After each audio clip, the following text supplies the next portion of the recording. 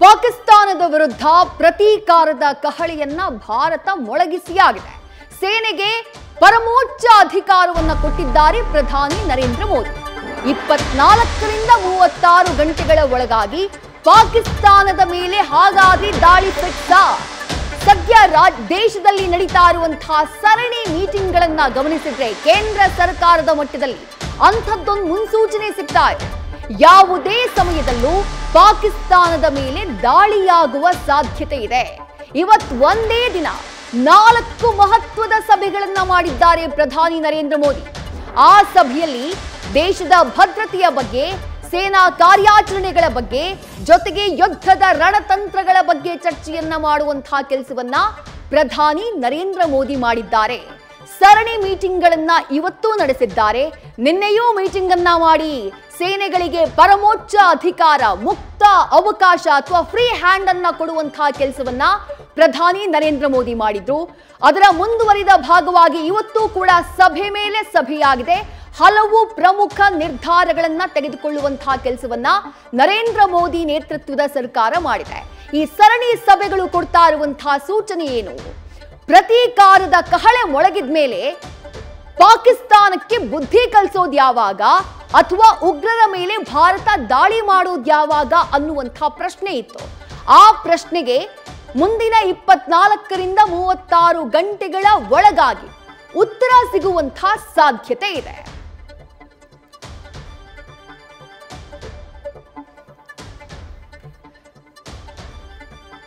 ದೇಶದ 3 ಸೇನೆಗಳಿಗೂ ಕೂಡ ಮುಕ್ತ ಸ್ವಾತಂತ್ರ್ಯವನ್ನ ನೀಡುವಂತಹ ಕೆಲಸವನ್ನ ಪ್ರಧಾನಿ ನರೇಂದ್ರ ಮೋದಿ ಮಾಡಿದ್ದಾರೆ.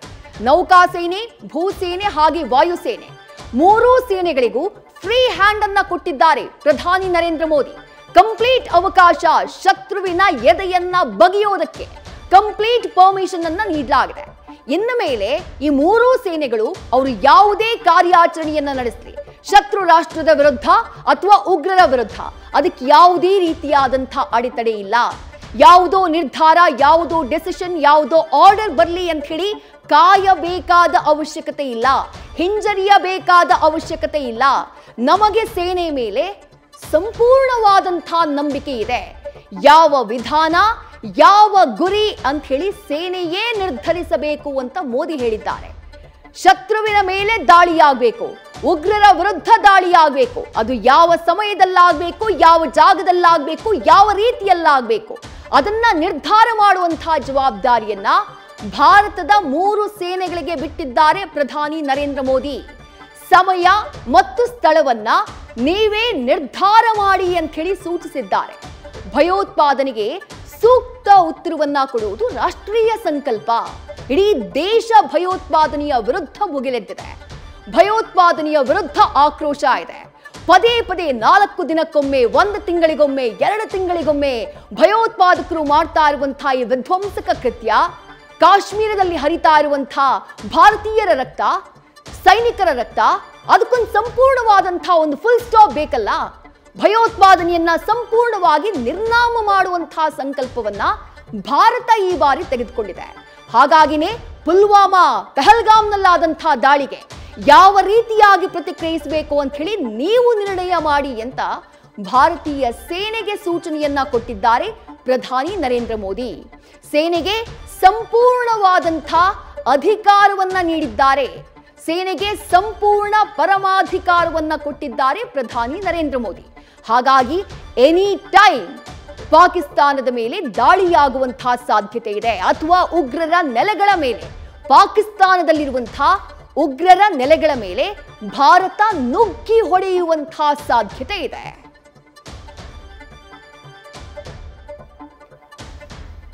ಇನ್ನು ಭಾರತ ಇವತ್ತು ಮೀಟಿಂಗ್ ಮೇಲೆ ಮೀಟಿಂಗ್ ಅನ್ನ ಮಾಡಿದೆ. ಅದು ಕೂಡ ಪ್ರಧಾನಿ ನರೇಂದ್ರ ಮೋದಿ ಅವರ ನೇತೃತ್ವದಲ್ಲಿ ಸಭೆ ಮೇಲೆ ಸಭೆ ನಡೆದಿದೆ. ಅದರಲ್ಲಿ ಸೂಪರ್ ಕ್ಯಾಬಿನೆಟ್ ಸಭೆ ಕೂಡ ನಡೆದಿದೆ. ಈ ಸೂಪರ್ ಕ್ಯಾಬಿನೆಟ್ ಸಭೆ ಇದೆಯಲ್ಲ, ಇದು ಬಹಳ ಕ್ರೂಷಿಯಲ್ ಆದಂತಹ ಸಂದರ್ಭಗಳಲ್ಲಿ ನಡೆಸುವಂತಹ ಸಭೆ. 2019ರಲ್ಲಿ ಪುಲ್ವಾಮಾ ದಾಳಿ ಬಳಿಕ ಮೋದಿ ಸೂಪರ್ ಕ್ಯಾಬಿನೆಟ್ನ ಸಭೆಯನ್ನ ಕರೆದಿದ್ರು. ಆ ಸಭೆಯ ಬಳಿಕ ಬಾಲಾಕೋಟ್ನಲ್ಲಿ ಏರ್ ಸ್ಟ್ರೈಕ್ ಅನ್ನ ಮಾಡುವಂತಹ ಕೆಲಸವನ್ನ ಭಾರತ ಮಾಡಿತ್ತು. ಇದೀಗ ಮತ್ತೆ ಅಂಥದ್ದೇ ಸಭೆ ನಡೆದಿದೆ. ಆ ಸಭೆಯಲ್ಲಿ ಪ್ರತಿದಾಳಿಯ ತೀರ್ಮಾನ ಆಗಿರುವಂತಹ ಸಾಧ್ಯತೆ ಇದೆ. ಈ ಸೂಪರ್ ಕ್ಯಾಬಿನೆಟ್ ಸಭೆಯಲ್ಲಿ ಇದ್ದವರು ಯಾರ್ಯಾರು? ಪ್ರಧಾನಿ ನರೇಂದ್ರ ಮೋದಿ ಸೇರಿದಂತೆ ಒಟ್ಟು 6 ಜನ. ಪ್ರಧಾನಿ ನರೇಂದ್ರ ಮೋದಿ ಸಭೆಯ ನೇತೃತ್ವವನ್ನು ವಹಿಸಿದ್ರು. ಅವರನ್ನ ಹೊರತುಪಡಿಸಿದ್ರೆ ಗೃಹ ಸಚಿವರಾಗಿರುವಂತಹ ಅಮಿತ್ ಶಾ, ರಕ್ಷಣಾ ಸಚಿವರಾಗಿರುವಂತಹ Rajnath Singh, transport minister Nitin Gadkari, finance minister Nirmala Sitharaman, commerce minister Piyush Goyal, ಈ 5 ಜನ ಈ ಸಭೆಯಲ್ಲಿ ಭಾಗಿಯಾಗಿದ್ರು. ಈ ಸೂಪರ್ ಕ್ಯಾಬಿನೆಟ್ ಸಭೆಯ ಮಹತ್ವ ಏನು, ಅದರ ಡೀಟೇಲ್ಸ್ ನೋಡ್ತಾ ಹೋಗೋಣ. ರಾಜಕೀಯ ವ್ಯವಹಾರಗಳ ಸಮಿತಿಗೆ ಸಿಸಿಪಿಎ ಮೀಟಿಂಗ್ ಏನ್ ನಡೆಯುತ್ತೆ, ಆ ಸಿಸಿಪಿಎ ಮೀಟಿಂಗ್ ರಾಜಕೀಯ ವ್ಯವಹಾರಗಳ cabinet committee on political affairs, ಆ ಮೀಟಿಂಗೇನೆ ಈ ಸೂಪರ್ ಕ್ಯಾಬಿನೆಟ್ ಅನ್ನುವಂತ ಹೆಸರಿರೋದು. ಅಂದ್ರೆ ಕ್ಯಾಬಿನೆಟ್ ನಲ್ಲಿರುವಂತಹ ಸಚಿವರೇ ಭಾಗಿಯಾಗ್ತಾರೆ, ಬಟ್ ಕ್ಯಾಬಿನೆಟ್ನ ಆಯ್ದ ಹಿರಿಯ ಮಂತ್ರಿಗಳು ಮಾತ್ರ ಈ ಸಮಿತಿ ಸಭೆಯ ಸದಸ್ಯರು. ನಾನು ಹೇಳಿದೆ ಯಾರ್ಯಾರು ಅಂತ ಹೇಳಿ. ಪ್ರಧಾನಿ ನರೇಂದ್ರ ಮೋದಿ ಅವರ ನೇತೃತ್ವ, ಅಮಿತ್ ಶಾ, ರಾಜನಾಥ್ ಸಿಂಗ್, ನಿತಿನ್ ಗಡ್ಕರಿ, ನಿರ್ಮಲಾ ಸೀತಾರಾಮನ್, ಹಾಗೆ ಜೊತೆಗೆ ಪಿಯೂಷ್ ಗೋಯಲ್, ಈ 5 ಜನ ಈ ಸಭೆಯಲ್ಲಿ ಪ್ರಧಾನಿಗಳ ಜೊತೆಗೆ ಭಾಗಿಯಾಗಿದ್ರು. ಇದೇ ಮೀಟಿಂಗ್, ಸಿಸಿಪಿಎ ಮೀಟಿಂಗ್ ಅಥವಾ ಸೂಪರ್ ಕ್ಯಾಬಿನೆಟ್ ಮೀಟಿಂಗ್ 2019ರಲ್ಲೂ ಕೂಡ ನಡೆದಿತ್ತು. 2019ರ ಫೆಬ್ರವರಿ 14ನೇ ತಾರೀಕು ಪುಲ್ವಾಮಾ ದಾಳಿಯಾಗಿ 40 ಯೋಧರು ಪ್ರಾಣವನ್ನ ಕಳ್ಕೊಂಡ್ರಲ್ಲ, ಆ ದಾಳಿಯ ಬಳಿಕ ಪ್ರಧಾನಿ ನರೇಂದ್ರ ಮೋದಿ ಈ ಸೂಪರ್ ಕ್ಯಾಬಿನೆಟ್ ಸಭೆಯನ್ನ ನಡೆಸಿದ್ರು. ಅಂದ್ರೆ ತಮ್ಮ ಕ್ಯಾಬಿನೆಟ್ನ ಟಾಪ್ ಮೋಸ್ಟ್ ಲೀಡರ್ಗಳು ಅಥವಾ ಹಿರಿಯ ನಾಯಕರು ಯಾರಿದ್ದಾರೋ, ಮುತ್ಸದ್ದಿ ನಾಯಕರು, ರಾಜತಾಂತ್ರಿಕ ನಿರ್ಧಾರಗಳನ್ನ ದೇಶ ಇಂತಹ ಕ್ರೂಷಿಯಲ್ ಸಂದರ್ಭದಲ್ಲಿ ಇರುವಂತಹ ಸಮಯದಲ್ಲಿ ತೆಗೆದುಕೊಳ್ಳುವಂತಹ ಸಾಮರ್ಥ್ಯ ಇರುವಂತಹ ಸಚಿವರು, ಅವರನ್ನ ಸೇರಿಸಿ ಸಭೆಯನ್ನ ಮಾಡಿದ್ರು. ಈ ಸೂಪರ್ ಕ್ಯಾಬಿನೆಟ್ ಸಭೆಯನ್ನ ಮಾಡಿದ್ರು ಪುಲ್ವಾಮಾ ದಾಳಿಯ ನಂತರ. ಅದಾದ ಬಳಿಕಾನೇ ಪುಲ್ವಾಮಾ ದಾಳಿಗೆ ಉತ್ತರವಾಗಿ ವಿದಿನ್ 10 ಡೇಸ್ 10 ದಿನಗಳ ಒಳಗಾಗಿ ಬಾಲಾಕೋಟ್ ಏರ್ ಸ್ಟ್ರೈಕ್ ನಡೆಸುವಂತಹ ಕೆಲಸವನ್ನ ಸೇನೆ ಮಾಡಿತ್ತು. ಆ ಬಾಲಾಕೋಟ್ ಏರ್ ಸ್ಟ್ರೈಕ್ ನಡೆಸುವಂತಹ ತೀರ್ಮಾನವನ್ನ ತೆಗೆದುಕೊಂಡಿದ್ದು ಸೂಪರ್ ಕ್ಯಾಬಿನೆಟ್ ನಲ್ಲಿ. ಈಗ ಮತ್ತೆ ಅಂಥದ್ದೇ ಸೂಪರ್ ಕ್ಯಾಬಿನೆಟ್ ಸಭೆ ಇವತ್ತು ನಡೆದಿದೆ.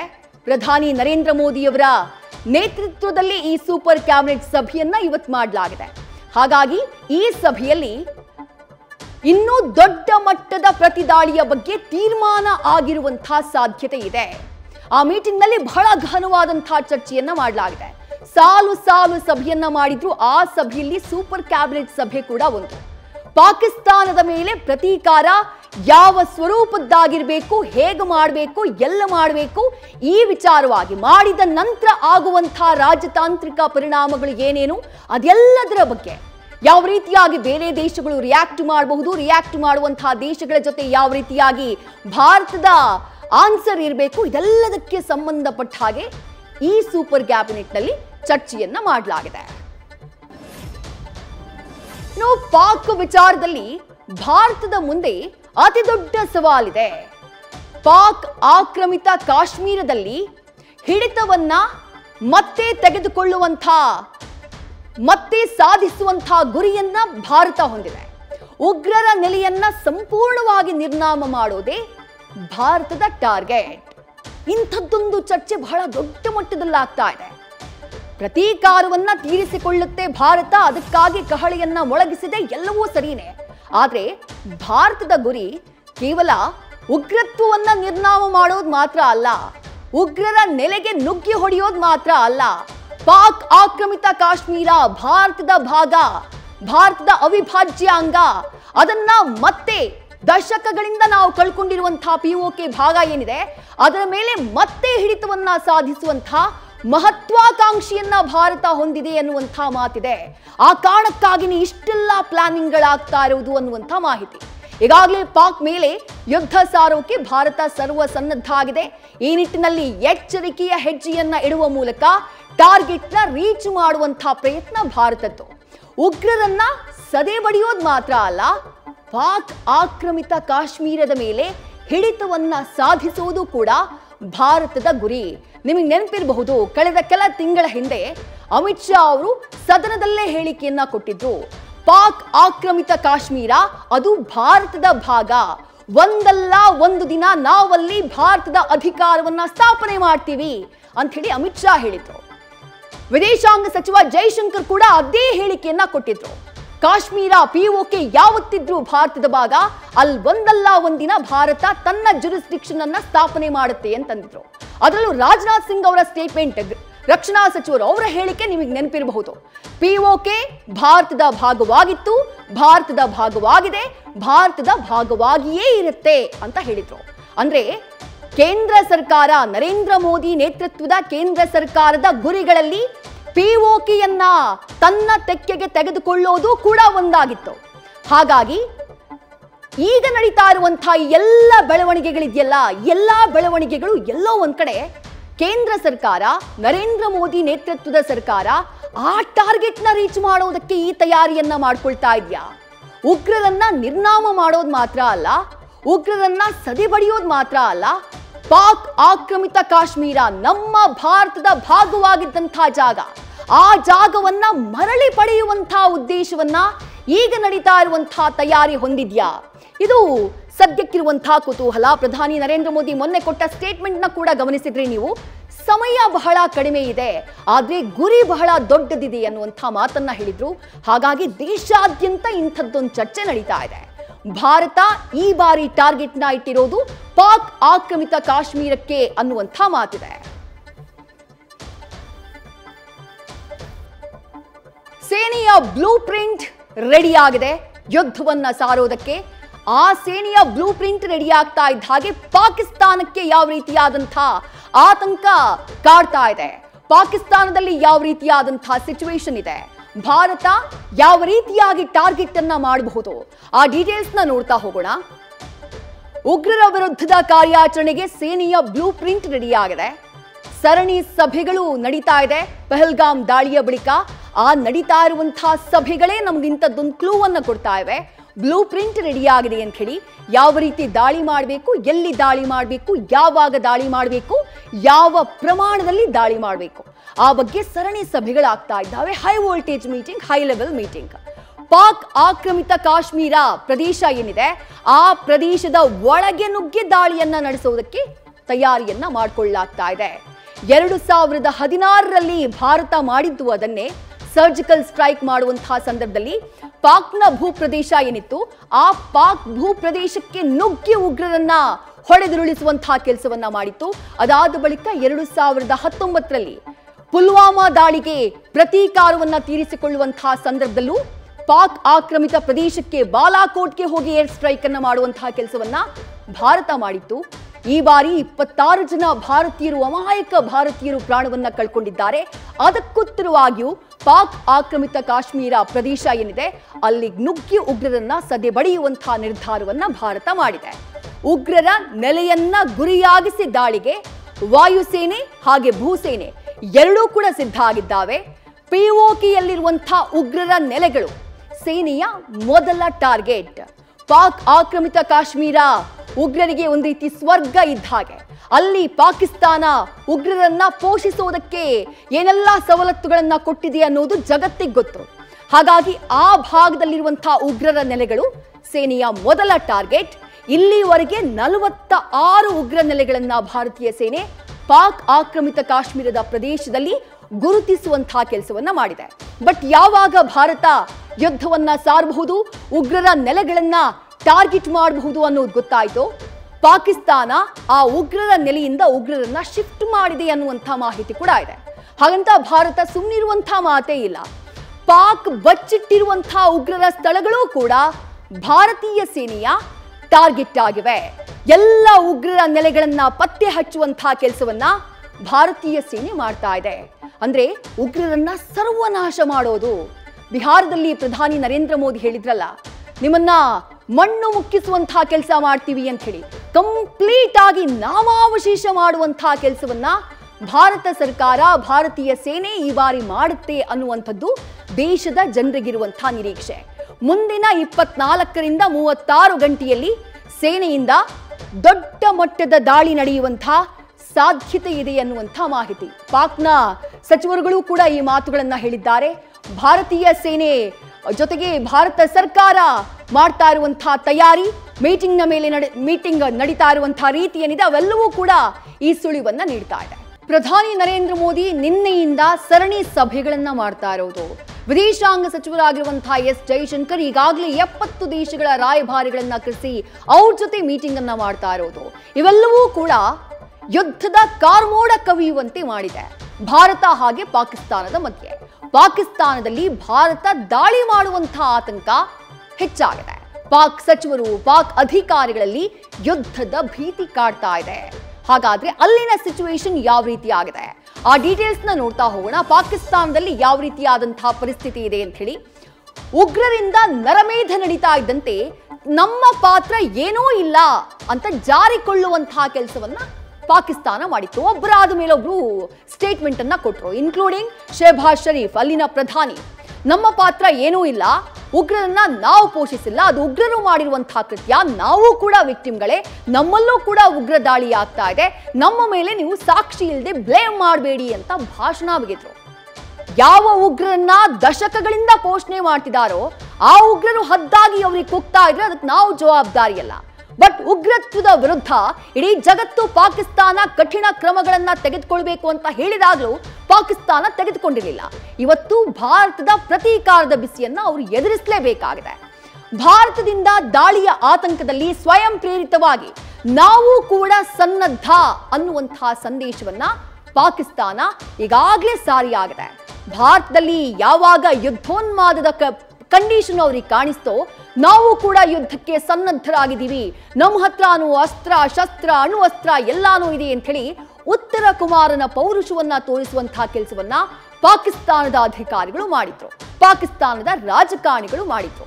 ಈಗಲೂ ಕೂಡ ಅನವಶ್ಯಕವಾಗಿ ಅಪ್ರಚೋದಿತ ಗುಂಡಿನ ದಾಳಿಯನ್ನ ಮಾಡ್ತಾ ಇದೆ ಪಾಕಿಸ್ತಾನ. ಸಿಂಧೂ ನದಿ ನೀರಿನ ಒಪ್ಪಂದ ಭಾರತ ಕ್ಯಾನ್ಸಲ್ ಮಾಡ್ತಾ ಇದ್ದ ಹಾಗೆ ಶಿಮ್ಲಾ ಒಪ್ಪಂದವನ್ನ ಪಾಕಿಸ್ತಾನ ಕ್ಯಾನ್ಸಲ್ ಮಾಡ್ತು. ಶಿಮ್ಲಾ ಒಪ್ಪಂದ ಏನು ಹೇಳಿತ್ತು, ಇಂಟರ್ನ್ಯಾಷನಲ್ ಬಾರ್ಡರ್ ಏನಿದೆ ಭಾರತ ಹಾಗೆ ಪಾಕಿಸ್ತಾನದ ಮಧ್ಯೆ, ಆ ಬಾರ್ಡರ್ಗೆ ಗೌರವವನ್ನ ಕೊಡಬೇಕು ಎರಡೂ ದೇಶಗಳು, ಕದನ ವಿರಾಮವನ್ನ ಉಲ್ಲಂಘನೆ ಮಾಡುವ ಹಾಗಿಲ್ಲ, ಅಪ್ರಚೋದಿತ ದಾಳಿಯನ್ನ ನಡೆಸುವ ಹಾಗಿಲ್ಲ ಅಂತ ಹೇಳಿ. ಈಗ ಅವರೇ ರದ್ದು ಮಾಡಿದ್ದಾರೆ, ಅವರೇ ಗುಂಡಿನ ದಾಳಿಯನ್ನ ಮಾಡ್ತಿದ್ದಾರೆ. ಅದಕ್ಕೆ ಪ್ರತ್ಯುತ್ತರವನ್ನ ಭಾರತೀಯ ಸೇನೆ ಗಡಿಯಲ್ಲಿ ಕೊಡ್ತಾ ಇದೆ. ಇನ್ನು ಪಾಕ್ ಸೇನಾ ಮುಖ್ಯಸ್ಥ ಸೇರಿ ಹಲವು ಅಧಿಕಾರಿಗಳ ಕುಟುಂಬಗಳು ಆಲ್ರೆಡಿ ವಿದೇಶಕ್ಕೆ ಪಲಾಯನ ಮಾಡಿದ್ದಾವೆ. ಎಲ್ಲಕ್ಕಿಂತ ಹೆಚ್ಚಾಗಿ ಪಾಕಿಸ್ತಾನದ ಸೇನಾ ಮುಖ್ಯಸ್ಥ ಆಸಿಮ್ ಮುನೀರ್, ಮುಲ್ಲಾ ಜನರಲ್ ಅಂತ ಹೇಳಿ ಆತನನ್ನ ಕರೀತಾರೆ. ಆತ ತನ್ನ ದೇಶ, ತನ್ನ ಸೈನಿಕರನ್ನ ರಕ್ಷಣೆ ಮಾಡೋದಕ್ಕಿಂತ ಹೆಚ್ಚಾಗಿ ತನ್ನ ಕುಟುಂಬವನ್ನ ಭಾರತ ದಾಳಿ ಮಾಡಿಬಿಡುತ್ತೋ ಅನ್ನುವಂತಹ ಕಾರಣಕ್ಕೆ ವಿದೇಶಗಳಿಗೆ ಕಳಿಸ್ಬಿಟ್ಟಿದ್ದಾನೆ. ವಿದೇಶಗಳ ಸುರಕ್ಷಿತ ಸ್ಥಳಗಳಿಗೆ ತಮ್ಮ ಕುಟುಂಬಸ್ಥರನ್ನ ಕಳುಹಿಸುವಂತಹ ಕೆಲಸವನ್ನ ಪಾಕ್ ಸೇನೆಯ ಅಧಿಕಾರಿಗಳು, ರಾಜಕಾರಣಿಗಳು ಮಾಡಿದ್ದಾರೆ. ಇವೆಲ್ಲಕ್ಕಿಂತ ವಿಪರ್ಯಾಸದ ಪರಿಸ್ಥಿತಿ ಏನು ಅಂತಂದ್ರೆ, ಭಾರತ ದಾಳಿ ಮಾಡಬಹುದು ಅನ್ನುವಂತಹ ಸಂದೇಶ ಸಿಗ್ತಾ ಇದ್ದ ಹಾಗೆ ಪಾಕಿಸ್ತಾನದಲ್ಲಿ ಸೇನೆಯಲ್ಲಿ ದೇಶ ಪ್ರೇಮ ಉಕ್ಕಿ ಹರಿಬೇಕಾಗಿತ್ತು. ಪಾಕಿಸ್ತಾನಕ್ಕೋಸ್ಕರ ಹೋರಾಟ ಮಾಡ್ತೀವಿ ನಾವು ಅಂತ ಎಲ್ಲ ಜೊತೆಯಾಗಿ ನಿಲ್ಬೇಕಾಗಿತ್ತು. ಬಟ್ ಅಲ್ಲಿ ಪರಿಸ್ಥಿತಿ ಹೇಗಿದೆ ಅಂದ್ರೆ, ಪಾಕಿಸ್ತಾನದ ಸೇನೆಯಲ್ಲೇ ಸೇನಾ ಮುಖ್ಯಸ್ಥ ಜನರಲ್ ಆಸಿಮ್ ಮುನೀರ್ ವಿರುದ್ಧ ಬಂಡಾಯ ಎದ್ದಿದ್ದಾರೆ ಅಲ್ಲಿನ ಸೈನಿಕರು. 250ಕ್ಕೂ ಹೆಚ್ಚು ಅಧಿಕಾರಿಗಳು ರಾಜೀನಾಮೆಯನ್ನ ಕೊಟ್ಟಿದ್ದಾರೆ. ಸೇನಾಧಿಕಾರಿಗಳು 5000ಕ್ಕೂ ಹೆಚ್ಚು ಸೈನಿಕರು ರಾಜೀನಾಮೆಯನ್ನ ಕೊಟ್ಟಿದ್ದಾರೆ ಸೇನೆಗೆ. ಪಾಕಿಸ್ತಾನ ಹೇಳ್ತಾ ಇದೆ ಅವೆಲ್ಲ ರಾಜೀನಾಮೆ ಕಾಪಿಗಳು ಸೋಷಿಯಲ್ ಮೀಡಿಯಾದಲ್ಲಿ ಏನು ಹರಿತಾಡ್ತಾ ಇದೆ ಅವೆಲ್ಲ ಸುಳ್ಳು ಅಂತ ಹೇಳಿ ಹೇಳಿಕೆಯನ್ನ ಕೊಡ್ತಾ ಇದೆ. ಬಟ್ ಅಸಲಿ ಸತ್ಯ ಇದೇನೆ. 250ಕ್ಕೂ ಹೆಚ್ಚು ಅಧಿಕಾರಿಗಳು, 5000ಕ್ಕೂ ಹೆಚ್ಚು ಸೈನಿಕರು ರಾಜೀನಾಮೆಯನ್ನ ಕೊಟ್ಟಿದ್ದಾರೆ ಪಹಲ್ಗಾಮ್ ದಾಳಿಯ ನಂತರದಲ್ಲಿ. ಭಾರತ ಸರ್ಕಾರ ಸೇನೆಗೆ ಸಂಪೂರ್ಣ ಸ್ವಾತಂತ್ರ್ಯವನ್ನ ಕೊಡ್ತಾ ಇದ್ದ ಹಾಗೆ ತಡರಾತ್ರಿ ಸುದ್ದಿಗೋಷ್ಠಿಯನ್ನ ಮಾಡುತ್ತೆ ಪಾಕಿಸ್ತಾನ. ಮಿಡ್ ನೈಟ್ ಅಲ್ಲಿ ಪಾಕಿಸ್ತಾನ ಸುದ್ದಿಗೋಷ್ಠಿಯನ್ನ ಮಾಡುತ್ತೆ ಅಂದ್ರೆ ಪಾಕಿಸ್ತಾನದಲ್ಲಿ ಎಂಥ ಆತಂಕಕಾರಿ ಪರಿಸ್ಥಿತಿ ಅವರು ಫೇಸ್ ಮಾಡ್ತಿದ್ದಾರೆ, ಎಂಥ ಭೀತಿಯಲ್ಲಿದ್ದಾರೆ ಅನ್ನೋದು ಅರ್ಥ ಆಗುತ್ತೆ. ನಿನ್ನೆಯಷ್ಟೇ ಪ್ರಧಾನಿ ನರೇಂದ್ರ ಮೋದಿ ಭಾರತದ 3 ಸೇನೆಗಳಿಗೂ ಪರಮಾಧಿಕಾರವನ್ನ ಕೊಟ್ಟುಬಿಟ್ರು. ನಿಮ್ಮ ಹೋರಾಟಕ್ಕೆ ಯಾವುದೇ ಅಡೆತಡೆ ಇಲ್ಲ ಅನ್ನುವಂಥ ಮಾತನ್ನ ಹೇಳಿಬಿಟ್ರು. ಅದು ಹೇಳಿದ್ಮೇಲೆ ಭಯ ಶುರುವಾಗ್ಬಿಟ್ಟಿದೆ ಪಾಕಿಸ್ತಾನದಲ್ಲಿ. ಇನ್ನು 24ರಿಂದ 36 ಗಂಟೆಗಳಲ್ಲಿ ಭಾರತ ದಾಳಿ ಮಾಡುತ್ತೆ ಅಂತ ಹೇಳಿ ಅಲ್ಲಿನ ಓರ್ವ ಸಚಿವನೇ ಹೇಳಿಕೆಯನ್ನ ಕೊಟ್ಟಿದ್ದಾನೆ. ನಮಗೆ ಇಂಟೆಲಿಜೆನ್ಸ್ ಇಂದ ಮಾಹಿತಿ ಬಂದಿದೆ, 24ರಿಂದ 36 ಗಂಟೆಯ ಒಳಗಾಗಿ ಭಾರತ ನಮ್ಮ ಮೇಲೆ ದಾಳಿ ಮಾಡುತ್ತೆ ಅಂತ ಹೇಳಿ. ಭಾರತ ದಾಳಿ ಮಾಡೋದಕ್ಕೆ ಸರ್ವಸನ್ನದ್ಧ ಕೂಡ ಆಗಿದೆ, ಅದ್ರಲ್ಲಿ ದೂಸರಾ ಮಾತಿಲ್ಲ. ಬಲ ಕುಗ್ಗಿದ್ರು, ಜಟ್ಟಿ ನೆಲಕ್ ಬಿದ್ರು, ಮೀಸೆ ಮಣ್ಣಾಗಿಲ್ಲ ಅನ್ನುವಂಥ ಧೋರಣೆ ಪಾಕಿಸ್ತಾನದ್ದು. ಅಸ್ತ್ರ ಶಸ್ತ್ರ ಯುದ್ಧಕ್ಕೆ ಸರ್ವಸನ್ನದ್ಧ ಅನ್ನುವಂಥ ಮಾತುಗಳನ್ನ ಹೇಳ್ತಾ ಇರುವಂತಹ ಪಾಕಿಸ್ತಾನ ಉಗ್ರವಾದದ ಬಗ್ಗೆ ಇಡೀ ಜಗತ್ತು ಮಾತನಾಡುತ್ತಾ ಇದ್ದಂತಹ ಸಂದರ್ಭದಲ್ಲಿ ತಾನು ಪೋಷಿಸ್ತಾ ಇದ್ದಂತಹ ಉಗ್ರವಾದವನ್ನ, ಭಯೋತ್ಪಾದಕರನ್ನ ತನ್ನ ನೆಲದಿಂದ ಕಿತ್ತು ಹಾಕಿದ್ದಿದ್ರೆ ಇವತ್ತಿಂಥ ಪರಿಸ್ಥಿತಿಯನ್ನ, ಭಾರತದ ದಾಳಿಯ ಪರಿಸ್ಥಿತಿಯನ್ನ ಪಾಕಿಸ್ತಾನ ಎದುರಿಸುವಂತಹ ಸಂದರ್ಭ ಇರ್ತಿರ್ಲಿಲ್ಲ. ನ್ಯೂಸ್ ಫಸ್ಟ್ ನಿರ್ಭೀತಿಯಿಂದ ನಿಮ್ಮ ಪರವಾಗಿ.